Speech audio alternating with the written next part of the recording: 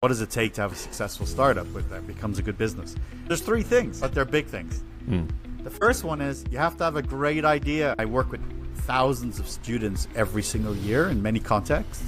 Yeah. I want to see us be more curious. I have noticed that younger people aren't asking enough questions and they don't necessarily have a sense of curiosity. Any tips or comments just living and building in Silicon Valley? Follow the path that makes you get up every day and sing your song and love life.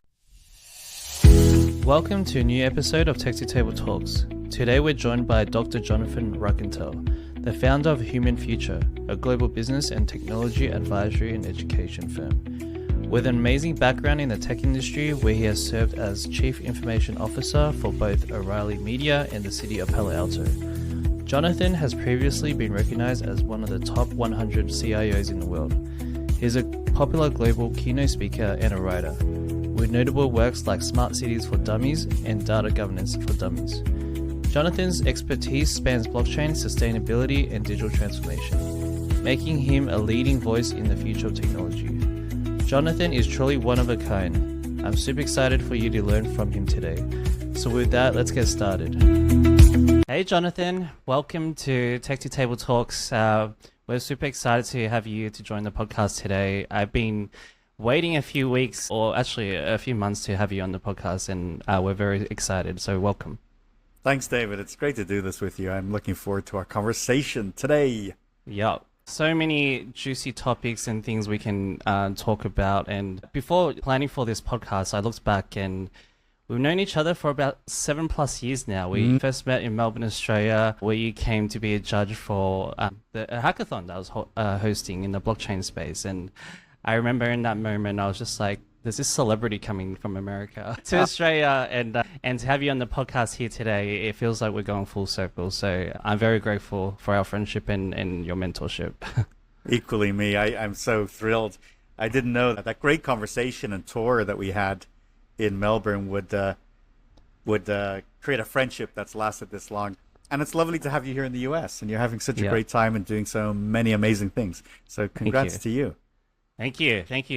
I think looking back, I did not think I'd be in the US and living here, but here we are. And yeah, we'd love to just jump right in. You've done so many amazing things. Yesterday, I even shared with you when we were planning, I did a quick search on ChatGPT and Perplexity about Jonathan, and it was incredible. The summary that I got about Jonathan and all the amazing things you do, it's all on the internet. But could you maybe give an audio summary about all the amazing things and your background and career to date?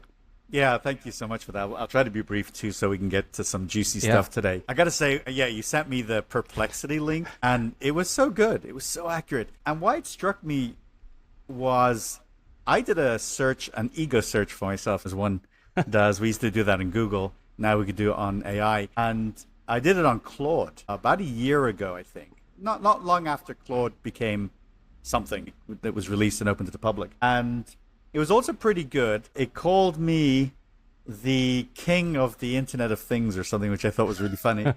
But then I was reading through it, I had a full page, and there was quite a lot of hallucinations in there, actually. And they were good ones, though. They were like, I was the host of a podcast. I can't remember the name now, but it was quite funny. It wasn't the one I actually had a few years ago. And then there was something I ran some sort of a think tank at Berkeley, and which is completely made up. I don't. So to see the Perplexity one be so fantastically accurate. I'm a tech guy, and all my life, right from a kid, and got hooked watching my brother program a VIC-20 and then a Commodore 64, and I got into it too, just kind of sitting there as a 8 or 9-year-old watching him code and play games, and coding myself. Wrote a small program when I was about 11, and somebody bought it, actually. Wow. Now, it was the equivalent of about $150, but that was like a fortune for me back in, would have been in the late 1970s, maybe 1980s, early 1980s. And so I knew this was probably going to be for me. But I took a little detour, actually. I was in the music industry for a while, and even though I have short and kind of gray hair now, clearly some salt and pepper hair, I had long, dark hair back then, and I was quite a rocker. Nice. You might ask what style of music, and it's interesting because Oasis just announced a reunion tour, which is like taking the internet by storm right now. It's quite crazy. So we were influenced by that kind of sound, the kind of what we call the Brit-pop sound of the late 80s, early 90s. Blur, and underlying all of that, of course, is the Beatles. So that was a big, and still for me, a big influence. But a pretty intense tech career took me from Ireland. In fact, that's where I'm from, all the way to Florida in the United States, and living on South Beach, which was amazing as a 20-year-old. And then got a career opportunity, and I had a promotion. I moved up to Tampa Bay, which, by the way, was a little bit like living in a resort. But what a great town! What a great place. It sometimes gets a bit of a bad rap, but it shouldn't. It's an awesome place today. And well, then I had a chance to come to Silicon Valley. It's always a career driving some of those decisions, and that was now 2010, ultimately, plus or minus a few months. Yeah. And I came over to work for Tim O'Reilly at O'Reilly Media in Northern California, and that was already fascinating. He was known as the Oracle of Silicon Valley. It was great to work with him and with his team mostly. He's not as active anymore, but he's still a very important thought leader, and is a guy with some great ideas, and he has a great business. Then I took a little detour into government. That's a big surprise, right? I was invited to be the CIO and CTO, the Chief Technology Officer for the City of Palo Alto, sometimes called the birthplace of Silicon Valley. And I was interested in government and cities. I didn't think I'd ever work in it, but sometimes you embrace opportunity that comes your way, even though you're not sure. Sometimes it's worth sort of saying, let's go for it, let's do it, So that's something I always recommend to people, even if you don't think you're qualified or you're not sure. Take the harder path, and sometimes the rewards will be much greater. So I spent 7 years there, although I think I only was planning to spend 3, but it was so interesting. We were doing so many projects and efforts that I wanted to see through, and it was getting a lot of attention that I decided, hey, let's see what we can do with this and make it work. And I ended up staying for 7 years. When I left that, I was like, what will I do next? What's next for me? And I could have gone to a tech firm. I could have gone full-time as a professor because, as you know, I teach at many schools.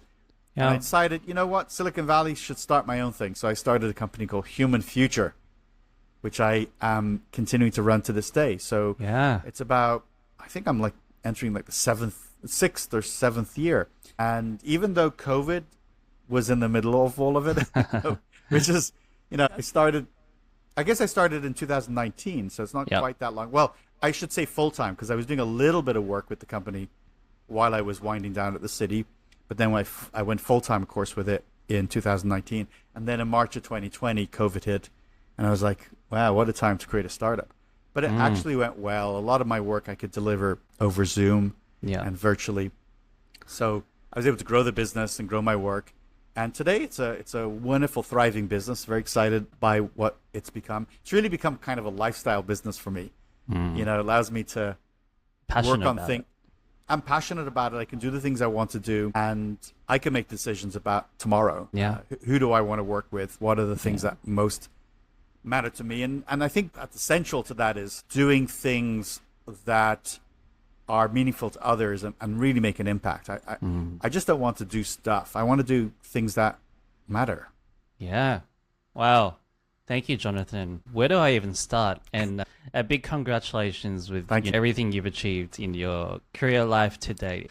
It's super inspiring for like myself, and I'm sure everyone listening. But that is actually a tough question. Where do we start? But maybe I want to go all the way back to the beginning of you.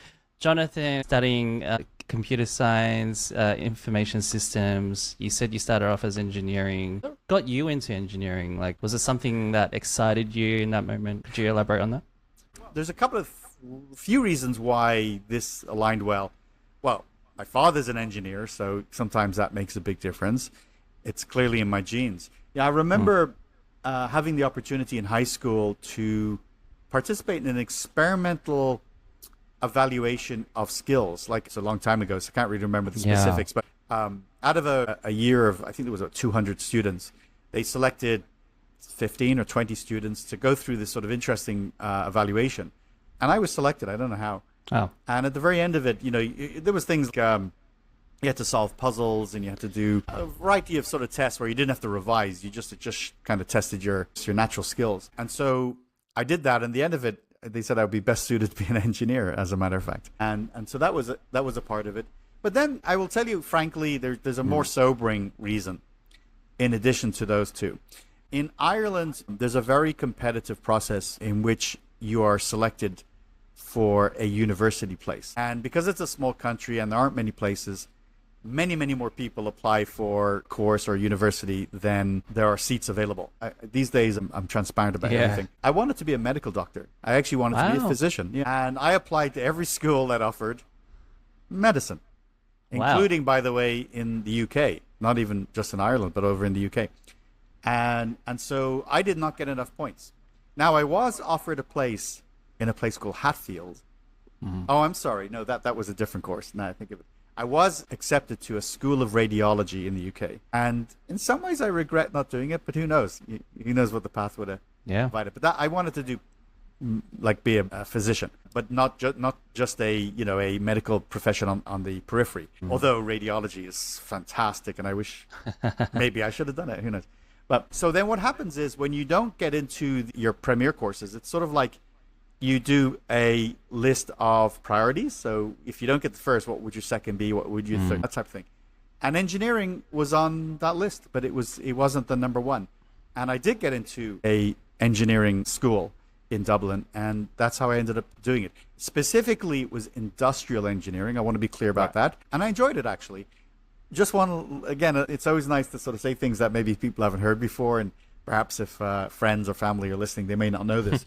The course I got accepted in was funded by the European Union, and it actually came with a little salary, a little income. So it was very unusual. It's a win-win. That was like, wow, that was such a bonus. So I get accepted, and I turned up first day of school, and they're telling us about the course. It's a 2-year course, and they say you're going to also get a monthly stipend. And I was like, wait, really? Now, it was nothing to write home about, but it was cash, back in the 80s, late 80s. Yeah, amazing. Yeah, so that was me getting sort of a qualification. Now, I never practiced it. I never practiced industrial engineering, but the discipline of it and the understanding of how our world works and how business works and factories work, all of that was so valuable to me in shaping my understanding of the world and then helping me in my many roles that I had after that. Yeah, I see this common thread, just engineering, like passion for technology. You're a very curious person, love being hands-on to learn. And I always think back, like one of the number one traits for a lot of people is curiosity, having just curiosity to learn and grow. And I think especially over the last 30 years with all the emerging technology and trends, which we'll dive into eventually, you're definitely an expert in the space. It's just like, how do you adapt to these changes? And it's just being curious, right? Getting hands-on and learning. And that's really cool. You went from industrial engineering, and then I know you started your career like in software engineering. So that's very inspiring. Yeah. Well, can I just say one thing about, I love that you brought up curiosity. I think that's a really, really important topic, and one that's not spoken about enough. I was asked the other day by somebody, and I can't remember whether it was another podcast or it was over dinner. I honestly can't remember off the time where these things happen. But I was asked, what do I think is, missing from the world? What's our biggest issues? And look, I could say the climate crisis, sure. A divisive culture. There's lots of things I could choose. Some of those are obvious, and they are so important. But my answer was a surprise to the person who was asking. I said, we have a deficiency in curiosity. That's actually what I think the biggest issue is with America. Now, I do travel and I visit many countries, and I could make a sort of a light assessment of others. But I live and work, my time is in America, so I know this the best. And I work with thousands of students every single year in many contexts. I want to see us be more curious. I have noticed that younger people aren't asking enough questions, and they don't necessarily have a sense of curiosity. And look, you and I could talk about why that is.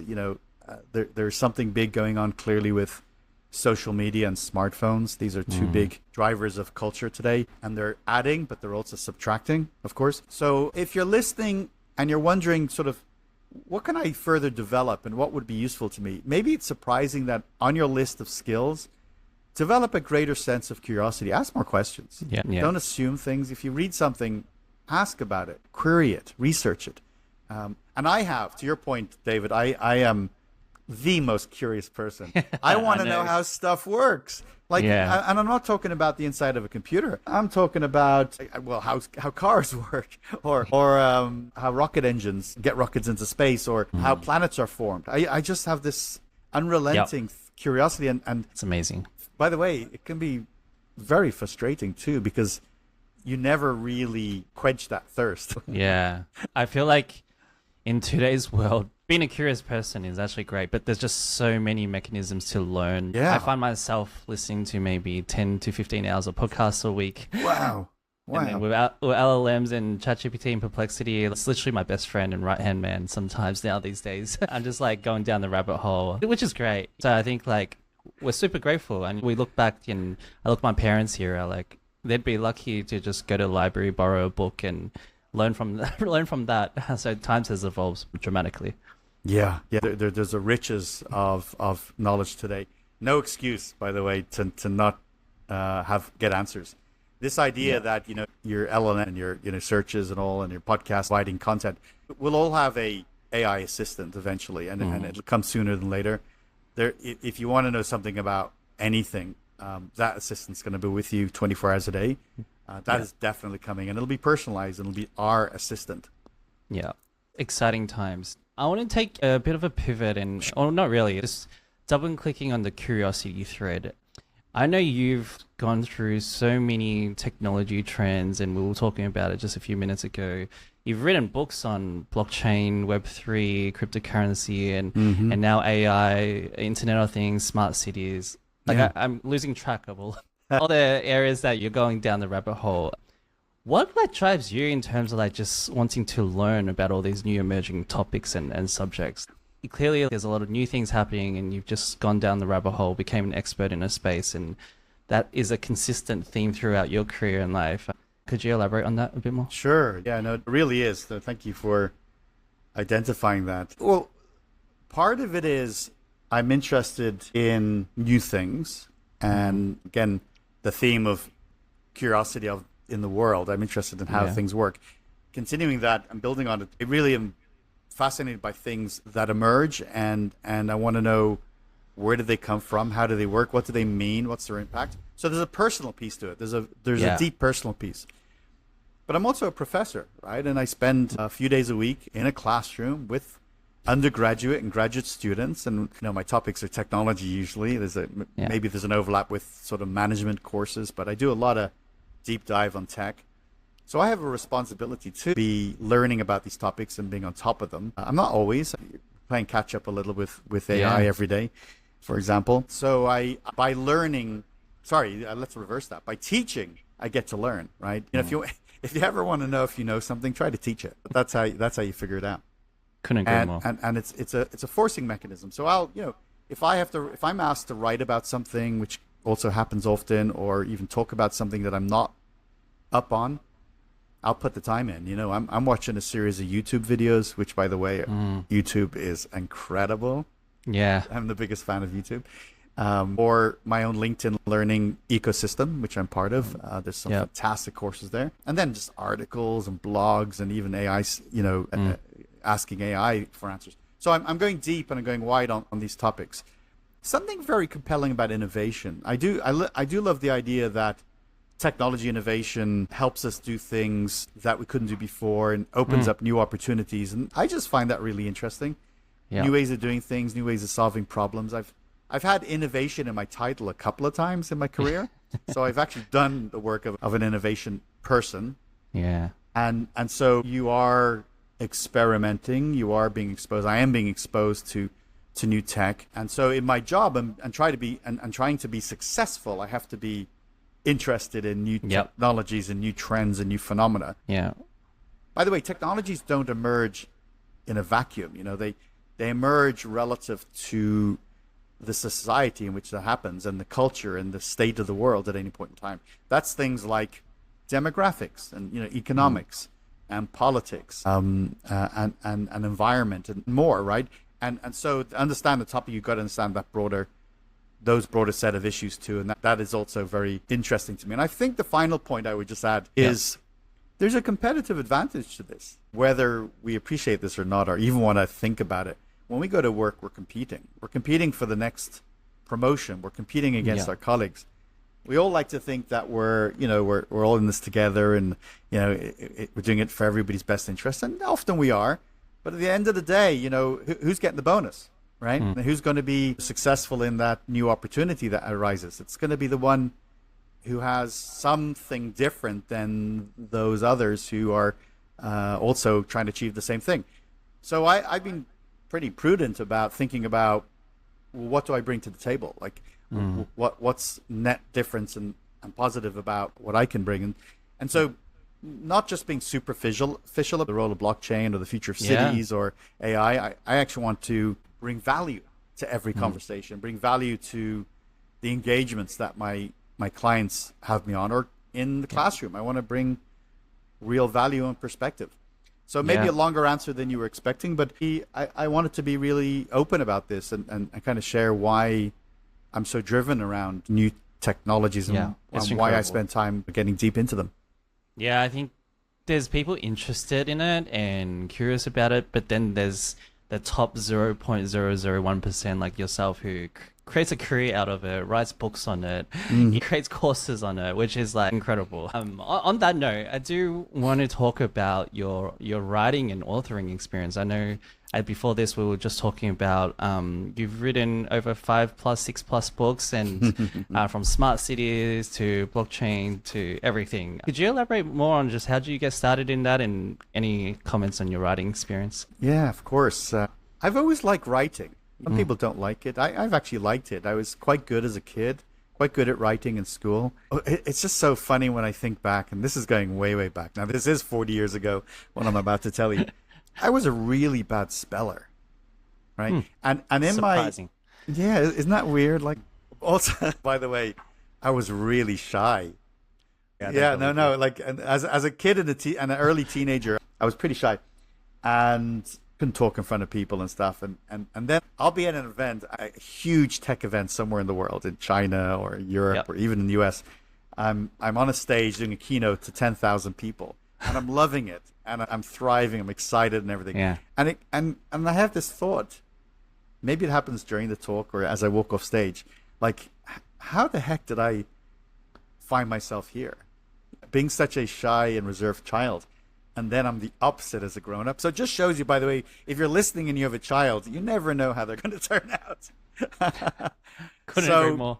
That's very funny. Now I don't know why I'm going back again. So there was a shyness. Oh, the spelling. Like in a classroom of 30 kids in elementary school, our classes were quite big back in Ireland.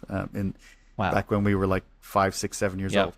And so I was one of a small set of kids who was identified for special spelling attention. What? I wasn't a special kid, if you know what I mean. Incredible. I was taken aside, and maybe that was like, it just shows you the little things you can do in a child or young person's life that can totally change their trajectory. And so I'm taken aside, and I couldn't spell to save my life. I don't know. I was very distracted. I don't know. Maybe I was thinking about things, and I was curious even as a 6 or 7 year old. So I think having that special attention and being able to be good at spelling and then beginning to write, and all through my teen years up into beginning college, I started to be quite good at writing, and my writing was recognized. My fiction writing in various contexts, maybe for school or university magazine. And in my roles with a big consulting firm, and even as a technology leader, you write a lot, whether you're writing proposals, you're writing whatever it is. And by the way, when O'Reilly Media is their chief information officer, they had and still have a very big blog called O'Reilly Radar. Now, I don't know if it's as big as it used to be today, but years ago, O'Reilly Radar was one of the go-to places. And having been hired as a CIO and come in, they invited me to write for it. And I was like, yeah, so let's do this. So every Sunday morning, sometimes often in bed on a Sunday morning, I'd write a blog post. I did that for many, many months. I mean, they're still up, by the way. They're still on O'Reilly Radio. Excuse me. I wouldn't recommend them necessarily, because one of the things, I think this is the same with everybody. If you've been doing something for a long time, like whether it's, I don't know, playing tennis or writing or making videos for something, and you go back to your earlier work, you're often embarrassed because you've come so long. All of us get better and better, hopefully. And so the way I write today is better. So when I go back to my O'Reilly Radar blog posts and I read them, I'm almost, I almost cringe a little bit. They're totally acceptable and they're interesting, but they're nowhere near where I'm at today, many years later. So being good at something and people enjoying what you write, I think all of that is a incentive to do more. I mean, that really is about what life's about, right? You do. Hopefully, you get to do what you like to do, and you get incentivized and rewarded for it, and the market has an appetite for it. So the idea of a book, my father had a chance to write a book a few years ago, and about his life. He's had a very interesting life, and the book was very important, and it was important for the family. It was important for him, and I saw how rewarding it was for him and what it did for the things he's interested in. It was quite inspirational to me. I knew I had to write something, and even my father would say to me, "Come on, Jonathan, you got to write a book. What are you waiting for? You've had all these life experiences, you know about stuff. Write something." And I said, "Well, I plan to, but I didn't put it on the calendar." Then I was working, for a city, of course, and I thought, when you are working in government, depending on the jurisdiction you're part of, there can be limitations. Sometimes you can't get paid for extracurricular work. There's certain things you can't travel to. There's rules, right? And so one of the things, you can certainly write a book, but the rules can limit your ability to market and even your ability to get income from it. Now, again, people listening might think, hey, that's not the case in government. It depends on the jurisdiction. So I want it to be completely above board. And I said, what I'll do, when I leave the city, then I'll write the book. I leave the city, and I tell you, sometimes a proportional life is luck. I think we all know that, right? For sure. Timing. I get an email from Wiley, one of the leading educational publishers in the world, and they said, "We'd love you to write a book on the future of cities." And I'm like, thinking to myself, this is good timing. So I said, okay, let's talk about it. And in fact, they had a particular brand, like Wiley has, as a lot of book publishers do. They have their titles that go into certain categories. Imprints, they're called imprints. And we were looking at a specific type, and I thought that was interesting. I said, okay, in principle, I'm all over this. And the content acquirer who had contacted me said, "I'll get back to you after our conversation." And she got back within a couple of days. She said, "I got something that I want to talk to you." She said, "Would you consider the Dummies series, the 4 Dummies, right?" Wow. And I said, "I know the 4 Dummies. Yeah, tell me more about it." Turns out it's the biggest reference series of books ever published in history. They've sold over 250 million books, believe it or not. It's a big business. Wow. And today there's a Dummies book on just about everything. Yeah. And I thought, that's a good platform. So my very first book was Smart Cities for Dummies. And by the way, still available, still current today. It sells very well. It's sold very well. A lot of mayors and city managers and IT professionals, all sorts of people, continue to buy the book, and it's been a great thing. So I kind of, once you write your first book, it was such a big deal, such a milestone in my life. I got the appetite, I got the interest, and it's proving to yourself that you could do something. So I was excited to be able to actually do it. I knew that I could write more, and I wrote another 6 more books after that, as you mentioned. Very cool. It's so interesting, like the power of a brand. What you just said, like the 4 Dummies, like just how much that has grown, and it has ultimately kind of become a platform for authors to just write incredible topics. Have you got any upcoming new books around this topic, or any new books coming up? Well, probably this Smart Cities needs a revision, so that might be on the cards in the next year or two. Yeah. Well, last year I released, believe it or not, Data Governance for Dummies. Oh, wow. I haven't heard of that one.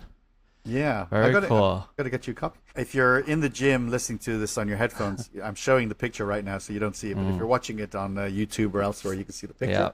And then also last year, I released a book. So I did 2 last year, which was, by the way, crazy. Don't recommend that to anyone. I released Cryptocurrency Quick Start Guide. Wow. Which I'm really proud of. It's a lovely, lovely book. Written for everybody. You don't need any technical experience. I wanted to write the book not to be a champion of crypto or somebody who's sort of like evangelize. I wanted to write the book that sort of captured the topic in 2023 and 2024 and 2025. Like when people look back in 20 years from now, they want to know, like, what was it like? What was the industry and the technology like in these early years of the 2020s?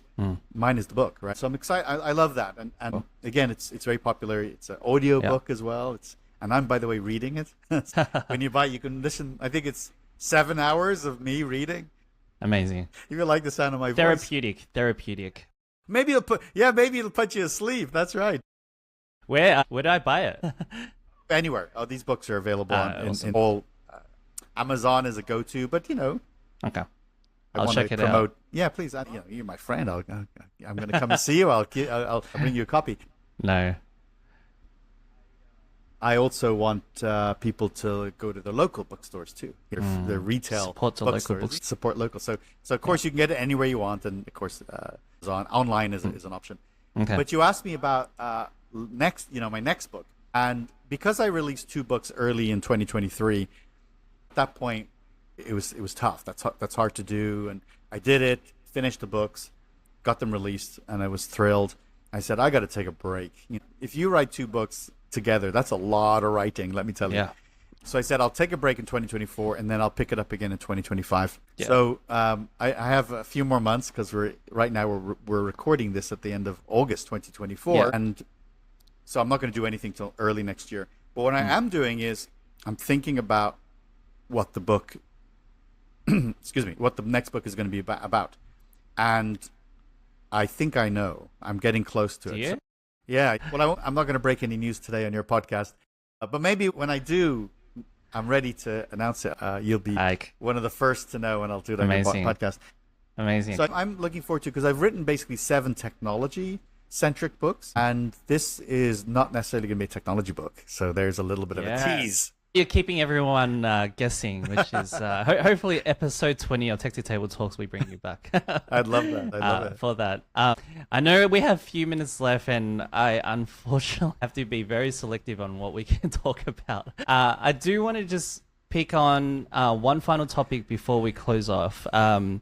You've lived in Silicon Valley for a long period of time. You've seen so many startups, founders, entrepreneurs. Any tips or comments just living and building in Silicon Valley that you can kind of give the audience? Yes, it's a tough ask with a few minutes. That's true. Yeah. It is a fascinating place, let me tell you. I've been here about 14 years now.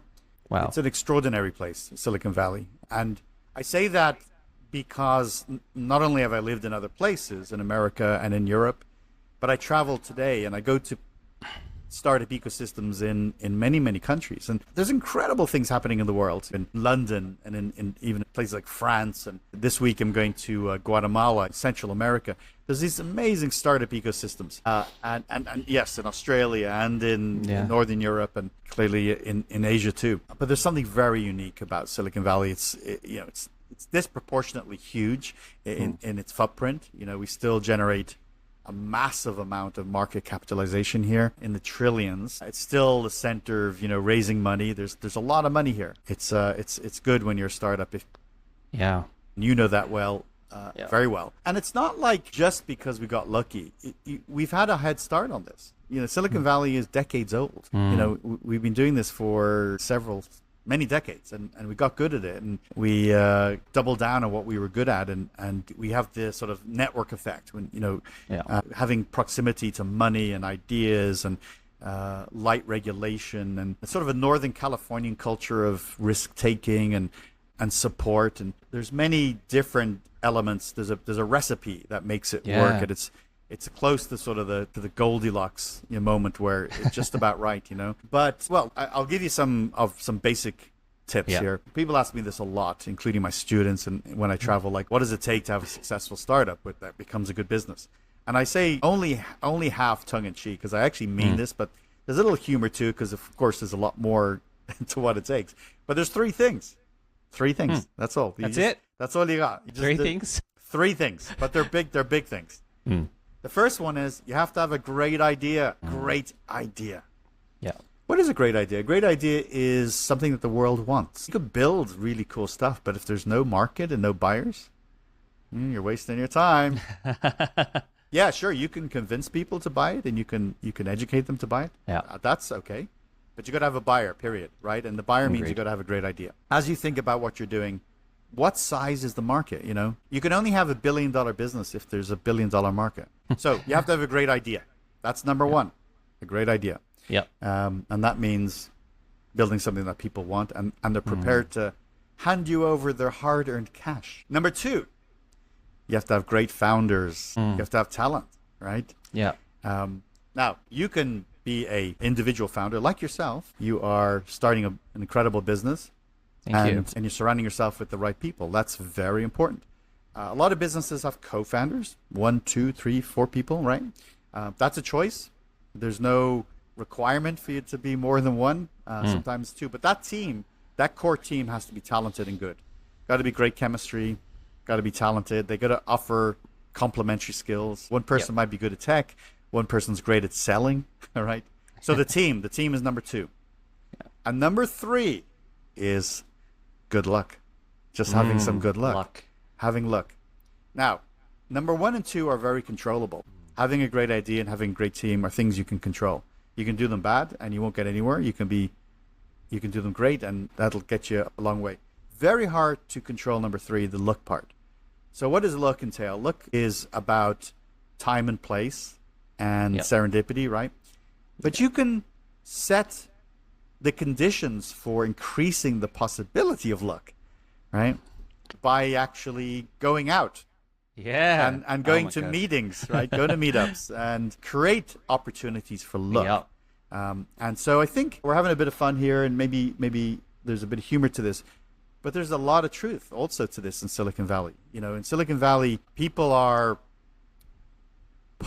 really pushed for a great idea. Like if you go to an incubator with your kind of basic idea, if it's an incubator worth anything, they're going to push you till you have a good idea. Yeah, for sure. And by the way, you're gonna be annoyed by that. You're gonna be frustrated because you're like, I thought my idea was wonderful, and everybody's criticizing it. If the people are well-meaning, they're criticizing it because they want you to have a better idea. The second thing is in Silicon Valley, it's just dense with the right people. Dense with the right people. Many folks tell me they've met their co-founder in a coffee shop or just at a meetup. They're going to an AI discussion group that's been held in some office somewhere, and over a bagel and some cream cheese, they're talking about an idea, and suddenly they're co-founders. You got to have that. And then the third part is getting out there and creating your own luck. Having some input on the ability to create luck. Of course, look, I understand we are limited in time here. There's a lot more to say about this, and maybe we can talk more about it another time. Next time. But thank you for that. I love that you brought up luck, and I am a big believer in creating your own luck and putting yourself in situations that opens up doors. So, Jonathan, thank you for that. I know we're coming up at time. I like to close our podcast through the Fast 5 series, which are basically 5 quick questions that I'm going to ask you for basically listeners to get to know you. So we can keep this short and sharp. That's okay. First one, favorite product and why? It can be digital, hardware. Any thoughts on that? Everybody wants to give you several, I suppose, but you're only allowed one. Well, a cliche one would be a smartphone. I love my smartphone. Game changing. I love smartphone. But I take that one aside, because probably lots of people say that. There's a ton of stuff I love. My television is awesome. I wanted to share it. Maybe it's a surprising thing. Of course, I could have a million kind of gadgets and applications and things, but when I think about something that brings enormous value and entertainment, and whether it's news or just wanting to escape, TV is pretty cool. Yeah, it does the trick. Next question: if you could have dinner with anyone, who will it be and why? I guess that's been the first product for Tech to Table. So fun question there. By the way, just on the first one there, just a little kind of a subset of the TV is YouTube, and I mentioned that earlier in our conversation. Yeah, I think YouTube is incredible innovation. Incredible. So maybe that's a better answer overall. Second one is, this is easy for me. This is not a political statement when I say this person, by the way. I would love to have dinner with Barack Obama. And I'm not saying I'm some sort of left-wing liberal, although I might be, although I'm not going to say. I just think the man is worth talking to. I've always liked him as a human being, as an intellect, as a thinker, and I would adore that. I would absolutely love to spend dinner with him. Yeah, incredible. I think I would too, and I'll probably take him to like a great Australian restaurant or something like that. He would like that. He would dig that. Next question. Someone wanting to kind of follow your career pathway, which is very hard. What advice would you give? Well, okay, again, it's so hard not to be cliched. It really is. I'm thinking of my younger self listening to this. I'm thinking, Yeah. is it Best way. valuable? There is no shortcut to success. You got to work hard. I have worked my butt off for Still do. over 30 years and continue to. I have a good life today. People ask, you're very successful, and it sort of appears maybe to some people like it happened overnight. My overnight success took over 30 years of hard work, 30 years of the grind. And so you gotta do the work. If you're going to give a presentation, do the research. If you're going to go into a meeting, be prepared. If you're going to build a product, make it good quality. Put the time in. So no shortcuts, unfortunately. Some people get lucky, like you're ridiculously lucky, but that's such a small group. Surround yourself with good people. That's another one. You are the company you keep. And I remember this from a long time ago, is the weaker person in a relationship will dominate, as in they will pull the stronger person down. So make sure that that other person is also where you want to be and exhibits the values that you that are aligned with yours. I think that's really important. I don't think anybody should follow my career. That is going to be my answer or my path. I think people should follow their passion. Go after what you want. You have to figure out. Every single one of us has to figure out what gets us out of bed every day. What is it that makes us excited? If you've given up, if you're just doing work for money and you can't wait till 5:30 comes and you can leave the office or log off of your computer, without getting too deep too quickly, and I'll try to keep it elevated. As far as I know, there's only one life. This is it.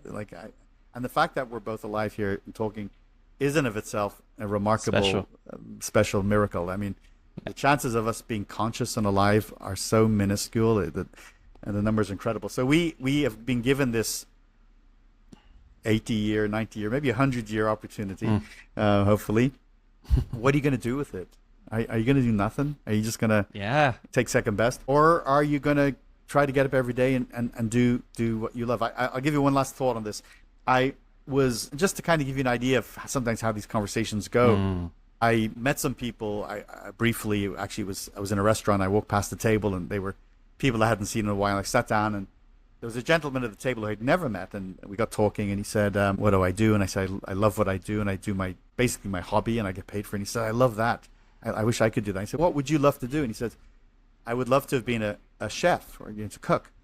And that's not what he's doing right now. He hates what he's doing right now. And my advice to him was, be a chef. Amazing. Simple. Why?